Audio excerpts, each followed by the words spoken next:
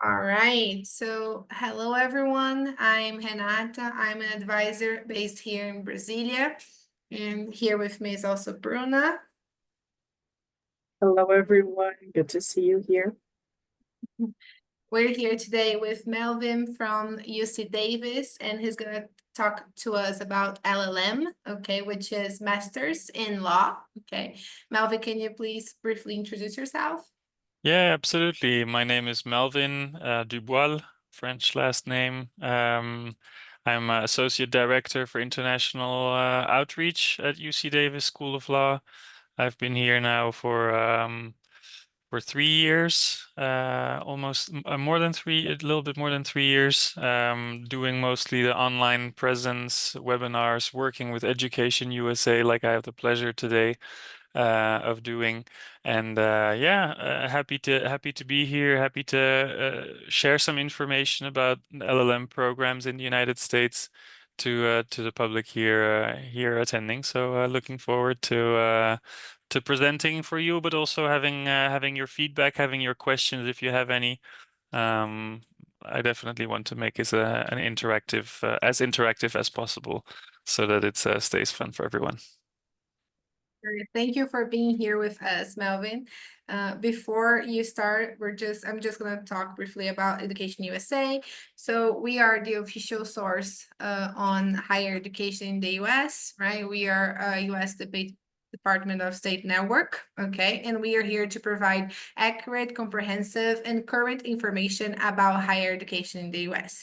And to do that, we do events such as this one, like webinars. We also have universities usually in person here for fairs, and we also provide guidance, personalized guidance to students, and we also translate documents, and we are here to support the students throughout the whole process. We have a 5-step methodology, and before even the beginning, which is research, and then second, which is financial studies, third, apply, fourth, the visa application, and then fifth, prepare yourself to go. We help you throughout this entire process. Okay, we are here to support you. And Bruno, would you like to add anything? No, I think you've covered everything. Thank you. All right. So I guess we can start. Again, Melvin, thank you for being here, and we're excited to learn about LLM with you. Yeah, absolutely. Thank you all for offering this time and this platform for me to explain a little bit more about LLM program, which is a Masters of Law program in the United States. I'm going to try and keep this as general as possible. I know that the United States is very large, that there are many universities. So I'm going to try and keep it as general as possible. Of course, sometimes there's going to be a little deviation to have um, examples from UC Davis, of course, what I know, but that will stay pretty general all over. Like I mentioned, I see that we have some new people coming in. My name is Melvin. I'm Associate Director for International Outreach at UC Davis School of Law. Happy to work here with Education USA. Let's give a little bit of background about how studying law and law in general works in the United States in higher education. I have a list here of all the degrees offered by US law schools. Before I start explaining a little bit this diagram that I created, I want to go in a little bit more detail and explain, take a step back and explain that in the United States there is not undergraduate or bachelor level law. Law is always taught at a master degree or graduate level. What does that look like for students who are domestic? If they're interested in law, they would first need to get an undergraduate degree, something that is along the line of maybe economics or political science. That some people even take sports or music, so there isn't really a general pathway to take.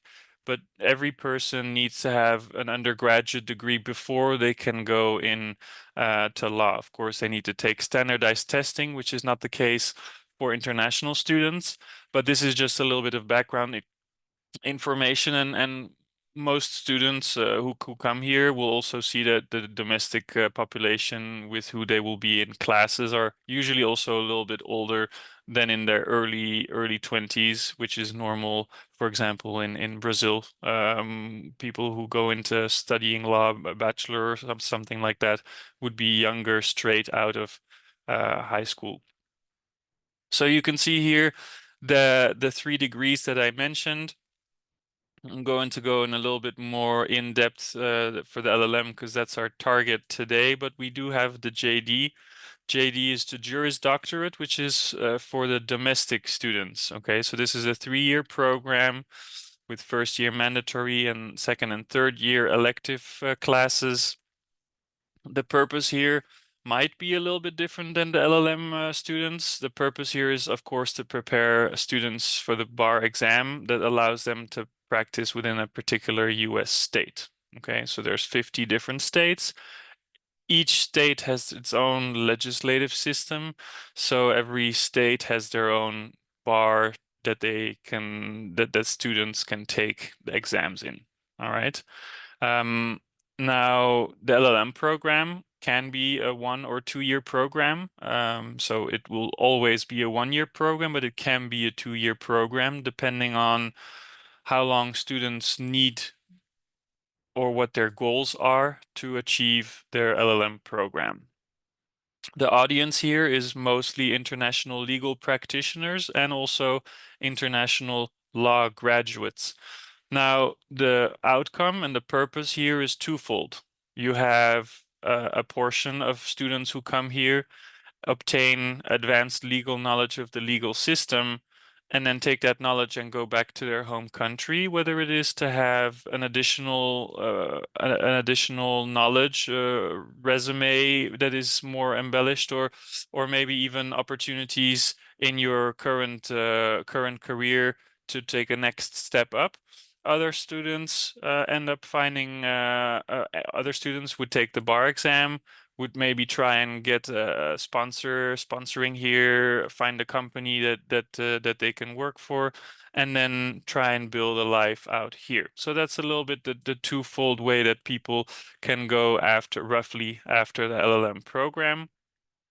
And then a step after the Masters of Law program would be a SJD, which is more a PhD track, so a doctoral track. Here, this is a mix of domestic and foreign scholars, which is more for people who are planning to teach, to go into research.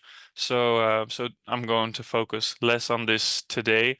We don't currently have an SJD track at UC Davis, but we are working on one which could take up to 2 years. So you could first do your LLM, and then after, in 2 years, when you're done, you could complete an SJD if you wish. But that is still in the making. Now, what does an academic year during the LLM program look like? There are a couple of different choices that you can make. Of course, every person has different background, different interest in law, and therefore also the programs, at least the program that we offer at UC Davis, other schools might have different programs. Each program here at UC Davis is slightly different, right? It's adaptable, it's customizable to the wishes and to the requests of each person who comes and takes the LLM program here. So for people who don't really have a specific idea of what they want to study, we have a general program, which is the basic understanding and knowledge of the US legal system, getting to know a little bit more, and focusing more on the US legal system. We also have a customizable LLM program, which consists of choosing a concentration area, which you can see here on the next slide. I'll kind of skip back and forth between slides. You can see here concentration areas. The most popular ones would be business law, criminal law and policy, environmental law, intellectual property law, immigration law, and tax law. Okay, so these are the most popular, most sought after concentrations. These concentrations, if you're interested in one of these tracks, you would need to choose a particular amount of credits to make sure that you are eligible for one of these concentrations and then complete these concentrations. And then besides your LLM diploma, you would get an additional certificate saying that you completed a concentration. Next to that, you also have customized LLM program. Let's say you're interested in, I'm going to name something, water law. It's not something that is in the concentrations, but it's still, or healthcare law. It might still be something that you're interested in. There are individual courses that you would be able to take to exactly study on this subject. Now, each school has, of course, different specialities, different tracks, different customizable courses that you can choose. So I recommend looking into each university that you're interested in to kind of find the courses and classes that you're interested in taking. So you have some pre-planned areas of specialization like concentrations that I just mentioned, or just on the go customized program that you can constitute and create yourself. So like I mentioned before, the standard LLM program is a 1-year program. If you're looking for an advanced year program, that would be a 2-year. For what reasons would you take a 2-year program, right? Many people have different reasons. Some people want to take a longer program because they want to have a longer exposure to the English language. That might be their main focus to take an LLM program. So then, of course, it would be recommendable to take a 2-year program to have longer exposure during your daily life, but also in the legal English that you're taught here in the law school. On the other hand, if you're if you're very ambitious and you want to take, let's say, you want to take the bar exam, but you also want to take 1 or 2 concentrations, then the items start adding up to a list, and you might need to consider, or you will be advised to take a 2-year program. Okay. Or you might need to, if you only want to stay 1 year, you might need to decrease your expectations and kind of pick and choose what your goals really are. Most programs will start around August, which is the fall start, what we call here in the United States. So most starts are going to, most programs are going to start in about 3.5 months. However, some programs, just like UC Davis, also offer, in addition to the August start, a January start. That's because we work with semester systems which are interchangeable. So it doesn't matter in which order you take them, for example. So that is an option that makes so that if people can't come due to visa complications or because they don't really know, they're kind of figuring out the schools that they want to take, if they end up missing the start of the school year, they don't have to wait a full academic year, but they could start a few months after the actual start. Okay. And of course, I want to say most LLM programs offer bar preparation. Definitely UC Davis offers bar preparation. Definitely check that with each individual law school.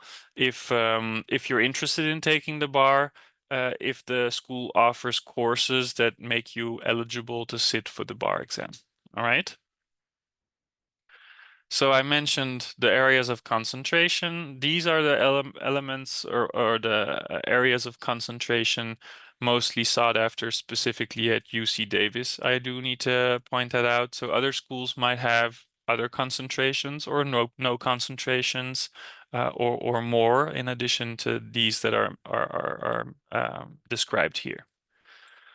Now, of course, at some point you're making choices on what school to go to, depending on, your criteria. Do you want to live in a big city, or does it matter more the quality of the program? There's a bunch of questions that you can ask yourself how to choose a school. Now, I'm not here to tell you these are the questions that you need to ask yourself, but sometimes people kind of get lost and they don't really know how should I start looking for something.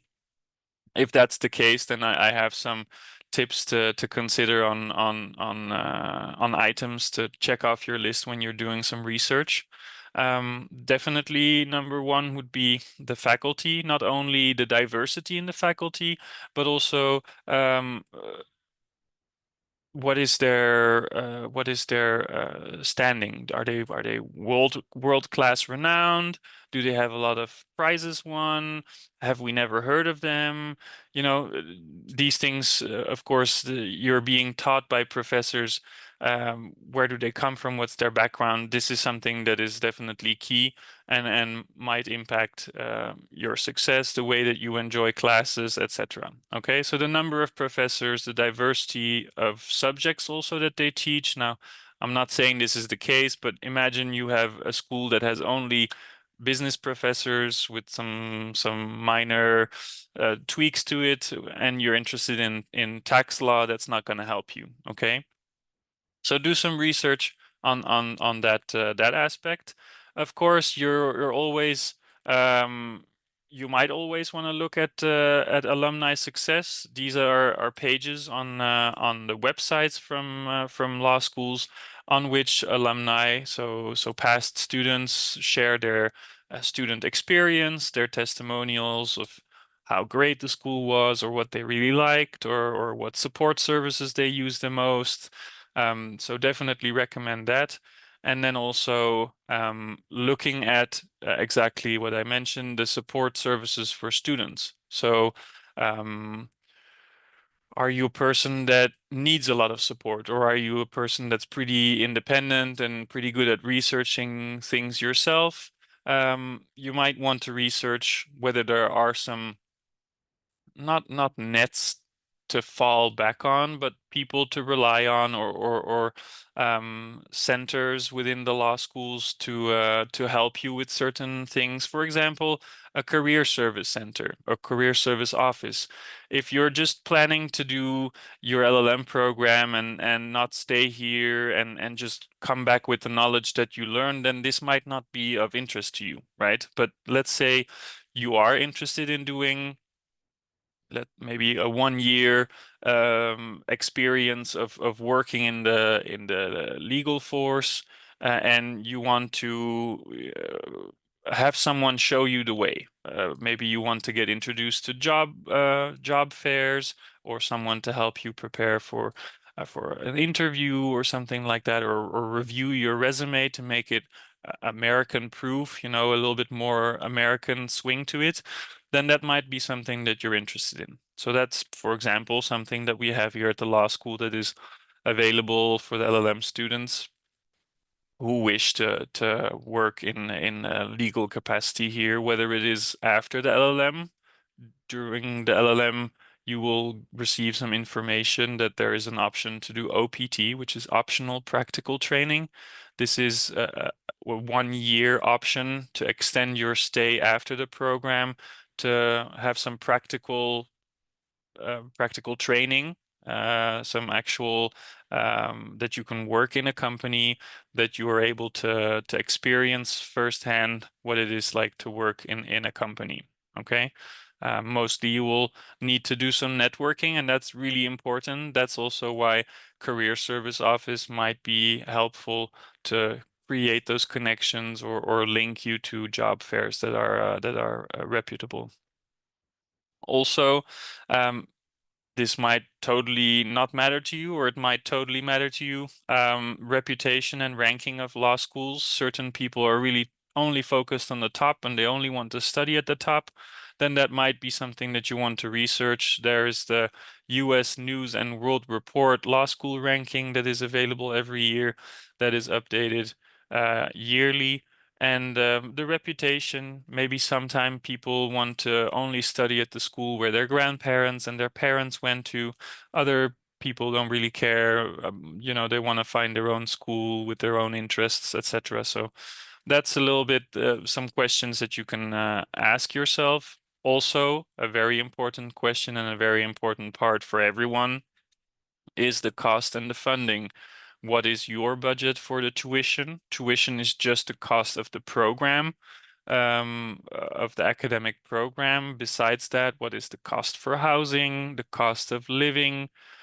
Maybe if we have some time towards the end, I'm happy to show we have a very comprehensive list of what it would be for UC Davis, just a complete breakdown of every single cost and have a total picture for you. Of course, this is different from school to school, and this is what I usually caution people for, is to have a complete picture. Not just look at, oh, this school has higher tuition than that school. You also want to look at, is it in the big city where most likely rents are going to be higher and foods is going to be more expensive in the stores? Uh, so you might want to have a complete picture when you're researching schools of tuition plus housing and living costs. Here in the United States, we call it room and board. So housing and living costs should be like schools should be able to give you an estimate at least of what an average spending for like 10 months would be. And then also what the payment schedules are, if you're all supposed to pay it in one time, if it's in 2 times, if you can pay in installments. I can tell you that it's usually never due in one go. It's usually per semester, and even if you want to work with financial services, there's usually always an option, whether it's paying or not, to pay in installments. So you're able to pay in like 3 or 4 different installments throughout the semester. Also very important, and I know Education USA is helpful in this matter, is like doing some research with funding, helping people direct. I know that sometimes agencies like agencies, the entities like Education USA or Fulbright might have their own scholarship, but also might have a direction to point you towards. So I think that's what Education USA is very good at, is helping people with the knowledge that they have and pointing people in the right direction. So this is very important to understand and know whether there are government fundings or funding from your university, etc. So that's very important to understand. I know that I think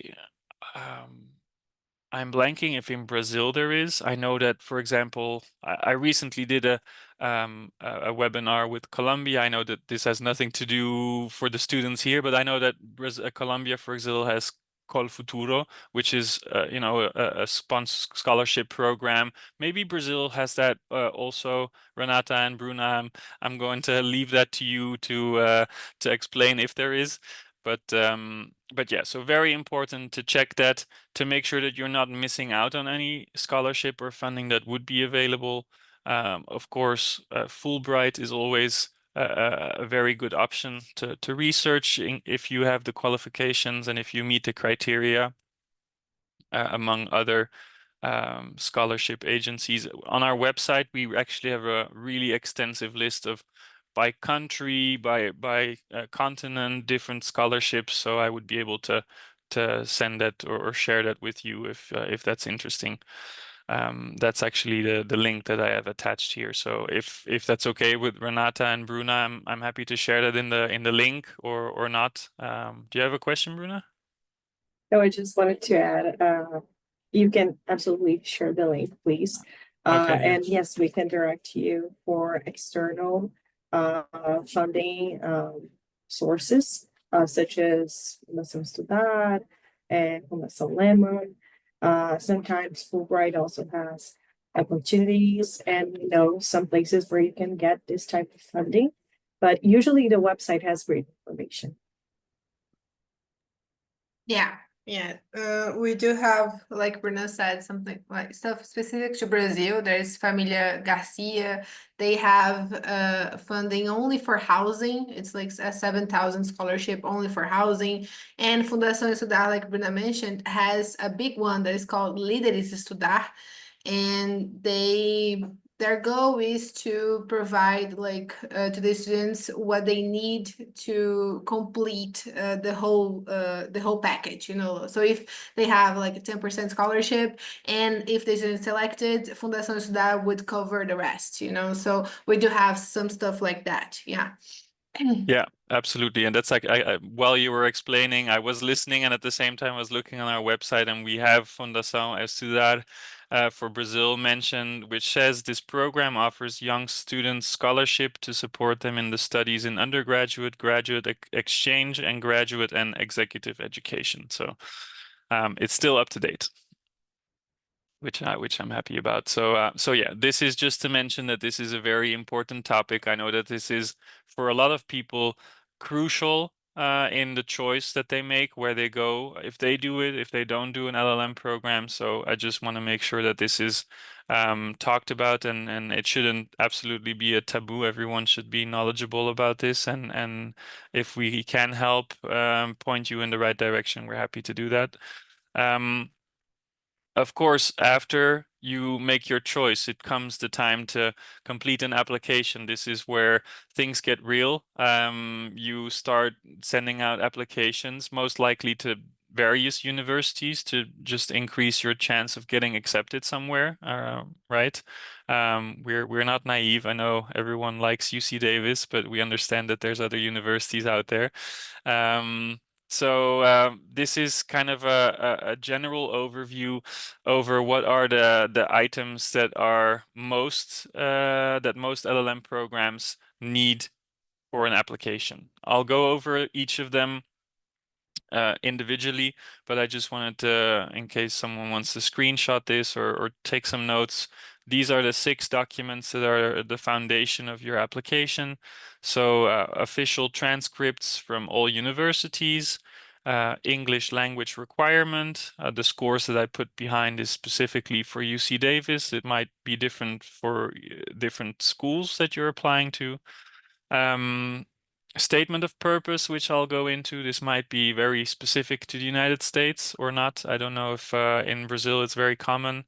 And then letters of recommendation. Now, again, the number is specific to UC Davis. This might be from a law professor if you've previously studied law, or if you're in a company, maybe from your superior, or if you're an independent person, maybe from a good client who can recommend you, etc. So just use your common knowledge. Some people have been working for 10 years and they're saying, I can't get a letter from my law professor. We understand, right? This is just work with whoever is closest to you right now, professionally. Also very important, these are the basics, but definitely important is the resume. Make sure I will give you some tips on how to make it American, more American, what things you should maybe avoid when you're creating a resume, to make sure that you don't fall in they're not necessarily traps, but so that you're just staying within the guidelines that are normal for here. And then, of course, the actual application document. So the actual application document might look different, but it's basically saying your personal information, your contact information, what background you have, etc., and what classes you would want to choose. Okay, so let's go over a little bit more in depth. Now, before I do that, I do want to mention that depending on the program that you're choosing, depending on the school, there might be other items needed for the application. Some schools might request you to complete essay questions, or might want you to do an interview in person or Zoom or by phone. And also very important is for you to know that for the LLM programs, as an international practitioner, international student, it is not necessary to take any standardized testing like our domestic students need to do. Taking LSATs for law school, for example. There's also GRE or GMAT, but this is just to clarify that it is not necessary for international students to take this.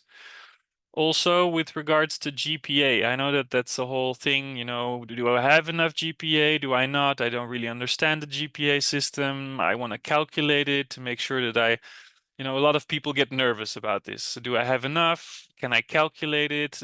We always recommend don't worry too much about the GPA itself. Definitely don't try to self-calculate it and then, get desperate. I'm like, I don't think I have enough. Just submit your documents. Most universities will look at your application as a whole. So some parts might compensate, other schools might say each aspect that is required needs to have the minimum threshold. Others might say, oh, you have a little bit higher English and a little bit lower GPA. We might balance that out, So I always recommend whether you want to apply to a particular school, just submit your application. Sometimes it's free, like on UC Davis, if you apply directly on the website, it's for free. So just do it, just submit your application, and then they can always come back to you and say, hey, you're not meeting the requirements, or you might need to get a better English score or something, but just get your applications out there and don't worry too much ahead of time.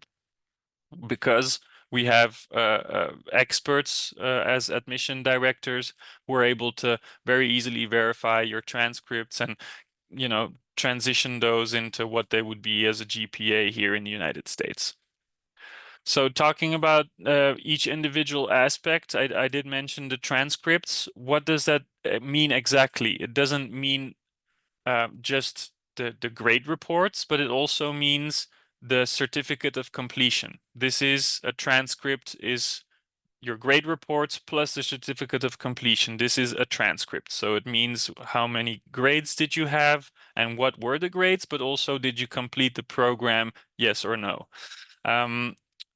All the programs, so not only the law programs, the law degrees that you have attended, but all the degrees that you have attended. So some people have like 4 or 5 degrees and they say, is it really necessary? I did like a bachelor in economics and maybe I did like a master's in like Spanish or something like that. Is it really necessary? Yes, we're legally required. Once we know, once you mention that you have all these degrees in your resume or somewhere else, once you mention it, we are legally required to request transcripts for all of those. So definitely disclose the grade reports and the certificate of completion for all the degrees that you have completed.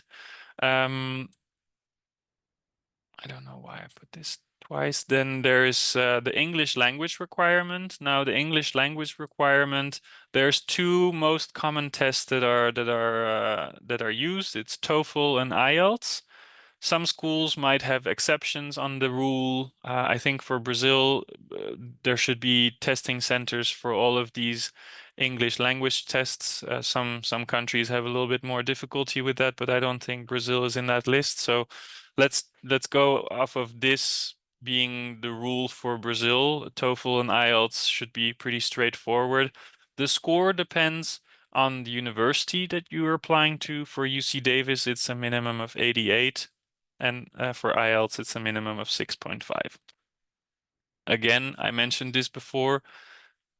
If you have a 6 for IELTS or a 75 or 78 or 80 for TOEFL, I would still recommend you to submit your application. It's good for us to see the whole package and all the scores. Maybe you're an excellent student and just are lacking a little bit in English.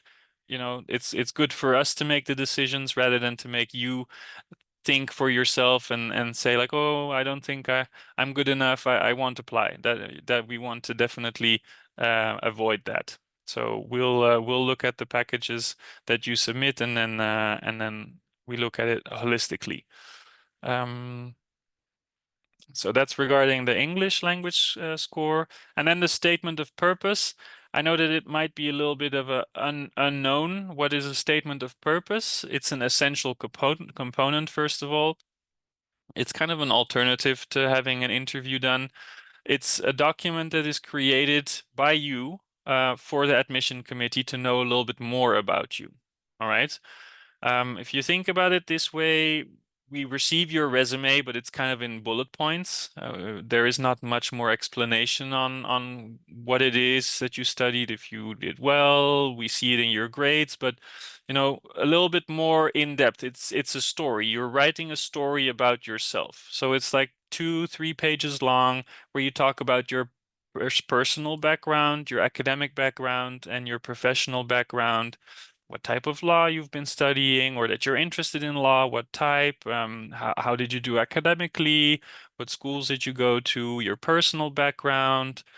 Maybe you need a lot of financial aid, or you have like some constrictions. Maybe someone's very sick in your family, a little bit just more about yourself so that the admission committee can know a little bit more about you, and just to give your application a little bit more color, just than like bullet points and black and white information. All right. Um, Also very important to describe if you're interested in a specific LLM concentration, why that is, if you're planning to apply for a particular school, maybe you choose UC Davis in California over a school in Chicago, and you say that you like the sun. That's not really good. Okay, you want to go into a little bit more context and a little bit more like, oh, I like the school because I researched the professors and they kind of align more with what I want, or what my specialty would like to be, etc. So do a little bit more research. I'll give you, if you want to create a statement of purpose for UC Davis, I'll tell you that our school is named after Martin Luther King. Why is that? That's because we as a school and as a community stand behind what he fought for, and a lot of people who come and study here want to continue that legacy. Okay, so that's kind of to give you, I'm not going to give you the answer, but just to give you a little bit of context about what UC Davis is about. And most people who end up working in law are not necessarily going to go for the highest paying jobs, although that definitely exists, but mostly are going to go into either government jobs, or working to work for progress rather than for profit.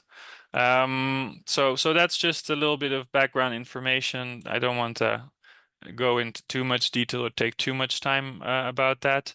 Then we, of course, have recommendation letters. I don't want to go too much into detail. I think I went pretty, explain what there was to explain. Just use your common sense, and definitely check how many letters of recommendation are necessary. And then regarding the resume, I am going to go over this pretty quickly with a few exceptions to mention. Of course, this is the basics. Everyone at this point, I'm looking at the crowd. It looks like everyone has quite a lot of experience already, so everyone should have a well-established resume. It's definitely important to have everything in there, to make sure that all your information is also in a chronological order.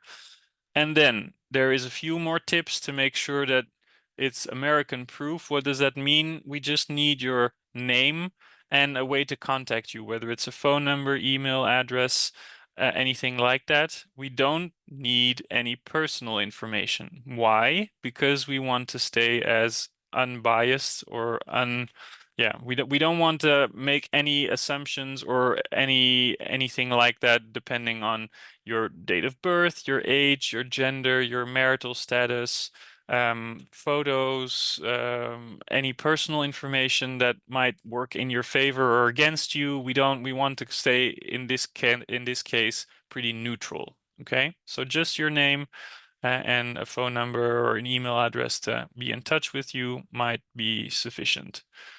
Also, the formatting is very important. This is not the time to do some kind of art project with a lot of colors. It just has to be black and white, easily readable, and yeah, it should be pretty straightforward. And always convert your document into PDF file so that no one can alter or change your information that you're sending to us. And then the actual application document itself, like I mentioned, the application document will be pretty much the same for everyone. There are different ways that you can apply. You can either apply directly on the website of the law school. This will depend on the law school, if they are for free, if they're for a small fee, but it's applying directly with the law school. Then there's another option. I know the paper application is still in there, but it's less used. You would have to mail it, etc. It takes longer. The second most used option is through LSAC. Now, I can explain very briefly what this option is. LSAC is the Law School Admission Committee. What is this? This is an organization that's in contact with all different law schools, but it's a centralized location where applicants can upload all their documents. So the 6 documents that I just went over, you can upload them in LSAC for a fee, of course. You're paying for convenience to have everything centralized. And then they review your documents, they authenticize it, everything. And then for a fee, again, you can submit these reports that they have verified from one central location to 3, 4, 5, 6 different law schools, however many you want to apply to. Okay, so pros and cons. There is a little bit of both. Whether you're applying directly on the website, it might cost less, but it might take more time. If you're sending 3, 4 different applications, it might take more time to fill out every time the application form. If you're applying through LSAC, it might be faster, more convenient, but you're paying for it. So that's the trade-off, right? So that's a little bit of the information about the application form itself. Now, of course, I would be a bad outreach manager if I don't talk a little bit about UC Davis. So I'm going to just do 1 or 2 slides about UC Davis, and I see you're nodding, so you're okay with it. I'm not thrown out. I do want to mention about UC Davis in just a couple of bullet points what we stand for, what we have to offer. We do have an internationally recognized faculty and scholars who love to share their knowledge. We often have professors who are interviewed by radio stations, who go on national television, who are being, on various topics interviewed or asked for their opinion on certain legal matters. Also, we have very innovative and engaged student bodies. What does that mean? We do have LLM students who come from all over the world, who are also very innovative in the sense that I can give an example. 2 years ago, they started their own King Hall student group. It's called ALSA, Advanced Legal Scholar Association, in which they invite former LLM students to share their opinion or share their knowledge or even share their experience of how it was for them in law school, and share their knowledge about different topics like how to get a job after university and kind of get a community together. So that's what they did here at the university specifically. We also have an outstanding library with access to the collection of all the UC campuses. What does that mean? We are part of a UC system, and UC stands for University of California, which is a combination of 10 universities that are under the same umbrella called UC. And we share all the library systems. So basically, if you're part of our library of our university, you would have access to all library of all 10 universities combined, which is pretty amazing, and it's large.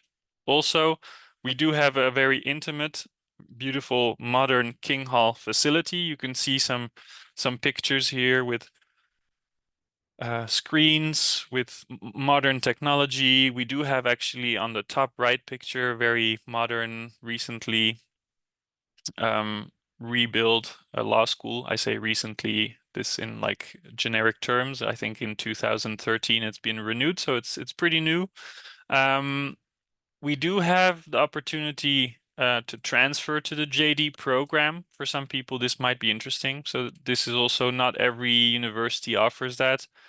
Some students might be able to, after the first year of LLM, transition into the JD program if they, if they meet certain criteria, etc. So that might be interesting. Also, very important. I said that I was going to talk a little bit about financial, so I'm happy to show some more right after the presentation. But know that at UC Davis we also have scholarship opportunities available on top of whatever whatever Education USA might be able to, guide you towards. Those are other scholarship opportunities that we have with us. How does it work? We're trying to make it as simple as possible in the sense that every student, every person who submits a complete application um, is automatically considered for a generous partial scholarship. So if the student, the person who applies, gets an offer, they would automatically also receive a scholarship letter that the admission committee reviewed their application in a holistic form, and then based on their review, they have assigned X amount of scholarship. Okay, I mean, it's a generous partial scholarship. It can go up to 30-40% of tuition, which is quite substantial, and can definitely make or break if people come here or not. So that's good for everyone to know. Now, of course, every person doesn't get the same scholarship because every person has different background, different academic qualities, etc. So this is just an indication. Besides this, I mentioned this briefly before, but we do have a great career service office, which offers access to job opportunities, help with resume and cover letter reviewing, helping with mock interviews. So these are like trial interviews where there's one person playing role playing a little bit, interview role playing, and then interview coaching, networking, skill workshops. And I cannot emphasize this enough that networking in the United States is almost of like primary necessity. If you're trying to make it in the United States, networking will be your number one weapon. So very important for anyone in the audience. Keep this in mind. Networking. A lot of students who come from various countries where this is not the norm, after maybe one semester say, "Oh, now I understand, and I wish I started networking before because I feel like I lost 6 months if I started doing it only in the second semester that I'm here." So take full opportunity of this if this would be of interest, of course. Don't start networking if you're planning to go back unless you really want to, of course. Also very important or very interesting, I would say, is that there's a lot of law student organizations. There's more than 50, so every aspect of law, there's some kind of law organization that is represented. There's also a lot of student-ran journals, a lot of interesting legal field trips, like going to the courts in Sacramento where we observe court trials, going to the California State Capitol, which is in Sacramento. Sacramento is right next to Davis, which is about 15-20 minutes by car. So really, really close by. And jails or prison visits are also on the list. And then there's just some pictures that I wanted to share because there is a lot, there's too much to say just in a few slides, but I do want to mention that there's a whole student life that goes beyond just the classroom.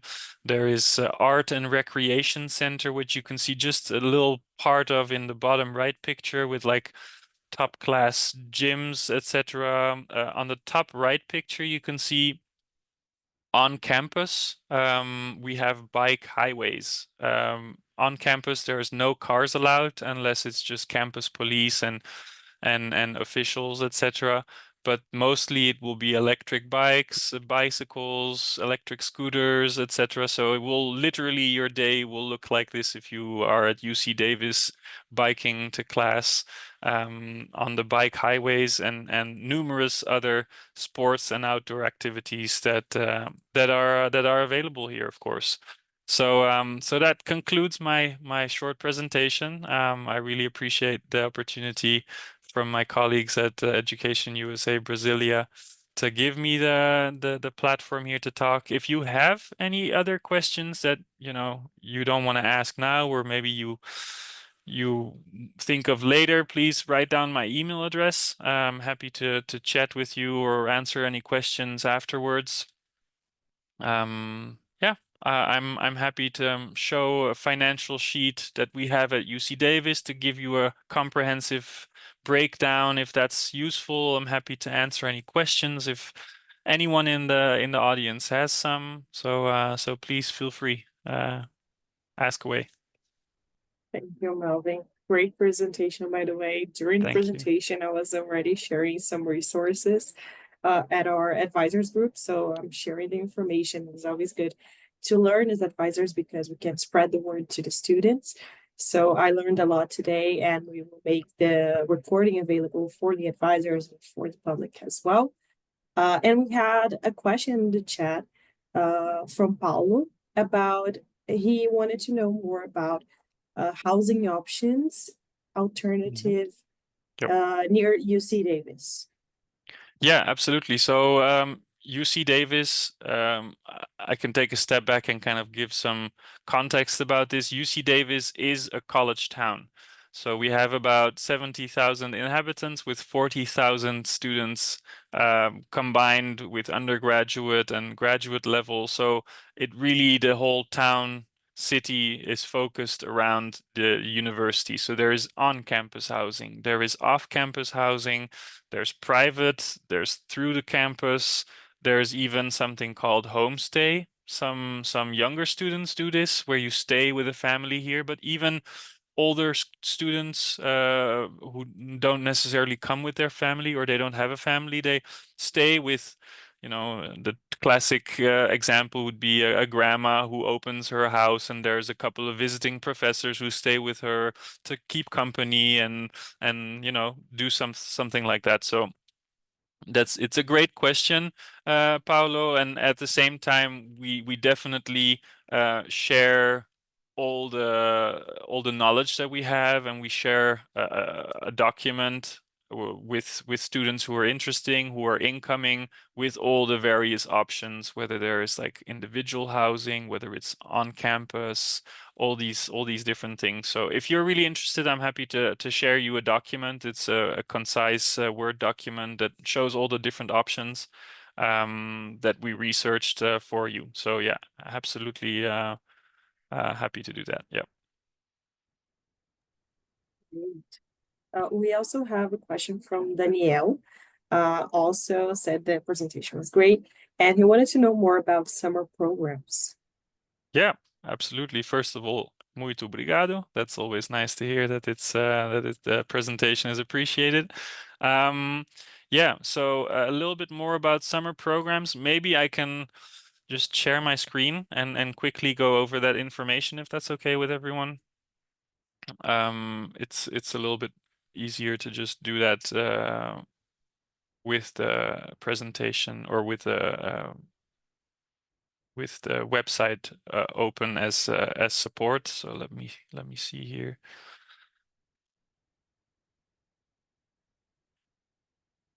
Okay. Yeah, so you should be able to see my screen. I have, and I can share this, by the way, in the chat so that everyone is able to review this later. Let's see here, chat, and then share with everyone. There we go. So we do have 3 summer programs. These are all in order of when they're going to happen. So in chronological order, we have one summer program, which is English for Legal Professionals, if you can see here on my screen. It goes from June 30th to July 11th. So it's a 2-week program, which is mostly focused on developing your legal English. So you would need a kind of a intermediate to advanced level of English to be able to really profit and benefit from the interactive summer program, where you would focus more on the production of legal written and oral materials, presentations, etc. So that's one summer program. like I said, they're in sequence. So right after English for Legal Professionals, we have orientation in USA law. This is a 3-week program, so one extra week, where you will get a basic understanding of all the aspects. Is basically an overview of the US legal system. So you get a basic understanding of all the different aspects of the US legal system. So the structure of the court system, legal research and writing, business law, and all the aspects that are actually taught during the LLM program, but on a more basic, to just have a basic understanding rather than going in depth in all these different items. And then we have a third summer program, which is more focused on business professionals. It's international business transactions. This is just a 1-week program taught by a visiting professor from Chile. He is an expert in international business transactions and litigation. So he has extensive knowledge and is happy to share this knowledge during this summer program.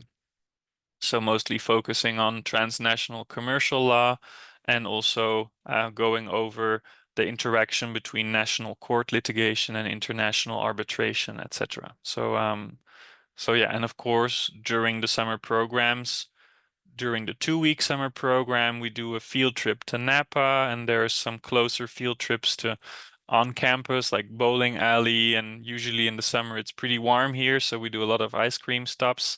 It can be 40, 45 degrees Celsius, so it's really no joke. It can be really warm. And then in the orientation in USA law, because it's 3-week program. We have 2 weekends to do field trips. There is one field trip that you can see here on the page to San Francisco, where students really enjoy their time discovering the city. And then one field trip to Lake Tahoe, which is the second highest alpine lake in the world, which is beautiful nature reserve with pine trees and actually the highest bear concentration in the country. So yeah, those are some items. Also with with orientation in USA law, you can see here the picture on the right. There's a moot court that you can participate in. So that is a trial litigation, trial court argument that you would actually partake in with all your classmates of that summer program. So yeah, and then here at the bottom, it's really simple to apply, filling out some personal information, and then you would be contacted by our team. So yeah, I hope that Amazing. that answers the question of I think it was Danielle. Yeah. He said, look pretty fun. Yeah, it is pretty fun. I actually participate in all of the events and field trips because, of course, a part of the staff and we need to be there. But it is actually really fun. I would definitely, if I was a law professional, I would definitely participate in one of those. If you want to have a fun way to spend a summer holiday, learning something might be fun. Yeah. I'm adding something to your curriculum, of course. Yeah, of course. So, thank you so much. We'll share this, and to the ones who are here, thank you for being here. Thank you for your presence. I hope you enjoyed it.